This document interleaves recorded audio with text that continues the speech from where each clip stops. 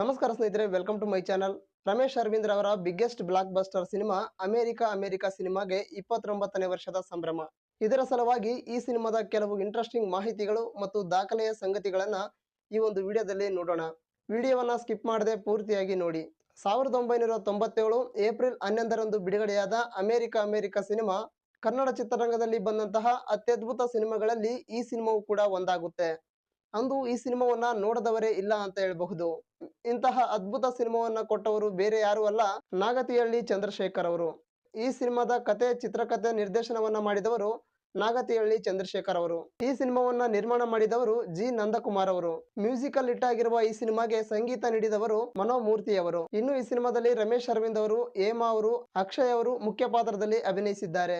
ಇನ್ನು ಈ ಸಿನಿಮಾದ ದಾಖಲೆಯ ವಿಚಾರಕ್ಕೆ ಬಂದ್ರೆ, ಈ ಸಿನಿಮಾ ಬಿಡುಗಡೆಯಾಗುವಾಗ ಬೆಂಗಳೂರಿನಲ್ಲಿ ದೊಡ್ಡ ದೊಡ್ಡ ಚಿತ್ರಮಂದಿರಗಳು ಸಿಕ್ಕಿರಲ್ಲ.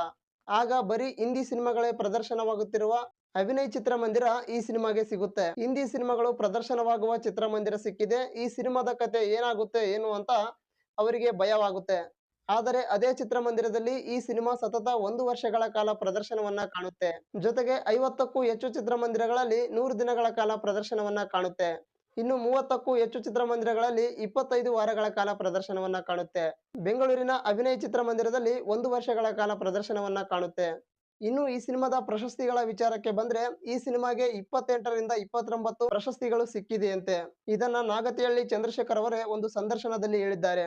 ಇಷ್ಟು ಪ್ರಶಸ್ತಿಗಳಲ್ಲಿ ವಿಶೇಷ ಪ್ರಶಸ್ತಿಗಳನ್ನ ನೋಡೋದಾದ್ರೆ, ಅತ್ಯುತ್ತಮ ಚಲನಚಿತ್ರ ಅಂತ ಒಂದು ರಾಷ್ಟ್ರ ಪ್ರಶಸ್ತಿ ಸಿಕ್ಕಿದೆ. ಅತ್ಯುತ್ತಮ ಚಲನಚಿತ್ರ, ಅತ್ಯುತ್ತಮ ನಟ, ಅತ್ಯುತ್ತಮ ಕಥೆ ಅಂತ 3 ರಾಜ್ಯ ಪ್ರಶಸ್ತಿಗಳು ಸಿಕ್ಕಿವೆ. ಅತ್ಯುತ್ತಮ ನಟ ಮತ್ತು ಅತ್ಯುತ್ತಮ ಚಲನಚಿತ್ರ ಅಂತ 2 ವಿಡಿಯೋಕಾನ್ ಸ್ಕ್ರೀನ್ ಪ್ರಶಸ್ತಿಗಳು ಸಿಕ್ಕಿವೆ.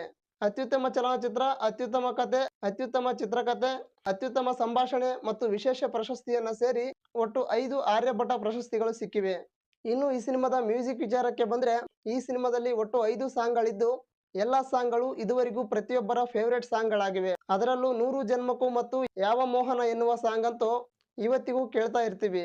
ಇನ್ನು ಈ ಸಿನಿಮಾದ ವಿಶೇಷ ಸಂಗತಿಗಳನ್ನ ತಿಳಿದುಕೊಳ್ಳೋಣ. ಈ ಸಿನಿಮಾದ ಆಡಿಯೋ ರಿಲೀಸ್ ಅನ್ನ ಡಾಕ್ಟರ್ ರಾಜ್ಕುಮಾರ್ ಅವರ ಮನೆಯಲ್ಲಿ ರಿಲೀಸ್ ಮಾಡಿದ್ರಂತೆ. ಈ ಸಿನಿಮಾದ ಚಿತ್ರೀಕರಣ 75% ಅಮೆರಿಕದಲ್ಲೇ ಚಿತ್ರೀಕರಣ ಮಾಡಿದ್ರಂತೆ. ಇನ್ನುಳಿದ 25% ಕುಂದಾಪುರ, ಉಡುಪಿ, ಚಿಕ್ಕಮಗಳೂರು ಭಾಗದಲ್ಲಿ ಚಿತ್ರೀಕರಣ ಮಾಡಿದ್ರಂತೆ. ಈ ಸಿನಿಮಾದಲ್ಲಿನ ಅಕ್ಷಯ್ ಅವರ ಪಾತ್ರಕ್ಕೆ ಸುದೀಪ್ ಅವರು ಆಯ್ಕೆಯಾಗಿದ್ರಂತೆ. ಕಿಚ್ಚ ಸುದೀಪ್ ಅವರ ಹೈಟ್ ರಮೇಶ್ ಅರವಿಂದ್ ಮತ್ತು ಹೇಮಾ ಅವರಿಗಿಂತ ಜಾಸ್ತಿ ಇದೆ ಅಂತ ಈ ಸಿನಿಮಾಗೆ ಕಿಚ್ಚ ಸುದೀಪ್ ಅವರ ಬದಲಾಗಿ ಅಕ್ಷಯ್ ಅವರನ್ನ ಆಯ್ಕೆ ಮಾಡ್ಕೊಂಡ್ರಂತೆ. ಇದಿಷ್ಟು ಈ ಸಿನಿಮಾದ ಮಾಹಿತಿಯಾಗಿತ್ತು. ಈ ಸಿನಿಮಾ ಎಷ್ಟು ಬಾರಿ ನೋಡಿದ್ರು ಕೂಡ ಮತ್ತೆ ಮತ್ತೆ ನೋಡುವಂತ ಸಿನಿಮಾ. ಈ ಸಿನಿಮಾದ ಬಗ್ಗೆ, ಈ ಸಿನಿಮಾದ ಸಾಂಗ್ಗಳ ಬಗ್ಗೆ ನಿಮ್ಮ ಅನಿಸಿಕೆ ಏನು ಅಂತ ಕಮೆಂಟ್ಸ್ ಮೂಲಕ ತಿಳಿಸಿ.